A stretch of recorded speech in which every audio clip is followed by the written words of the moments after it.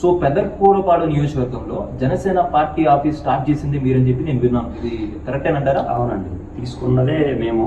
అంటే అప్పుడు నేను పొలిటికల్గా లీగల్గా నాకు పెదకూరపాడు జనసేన పార్టీ లీగల్ సెల్గా 2016లో ఇచ్చారండి. ప్రజారాజ్యం పార్టీలో తిరిగిన ప్రతి వ్యక్తికి కూడా నేను తెలుసండి.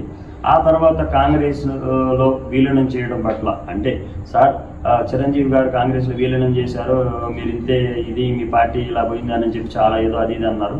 సార్ ఒక చిన్న లీడర్గా ఎదగాలంటేనే, ఒక గ్రామంలో రాజకీయం చేయాలంటేనే 100 ఆరోపణలు వస్తుంటాయి. అలాంటిది ఒక పార్టీ పెట్టి ఆ పార్టీని పోషించాలంటే చాలా ఒడిదుడుకులు సార్. కానీ ఆ గుండె కొప్పుకోవచ్చు సార్.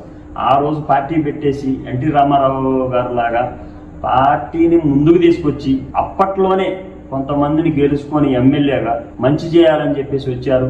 కొన్ని అనివార్య కారణాల వల్ల కాంగ్రెస్లో విలీనం చేయడం జరిగింది. ఆ తర్వాత 2014లో అప్పటి నుంచి మళ్ళీ 14లో పవన్ కళ్యాణ్ గారు జనసేన పార్టీని పెట్టడం జరిగింది. అప్పటి నుంచి 2014 నుంచి 16 దాకా కూడా పొలిటికల్ లీడర్గా పనిచేస్తూ వచ్చాము, ఒక కార్యకర్తగా.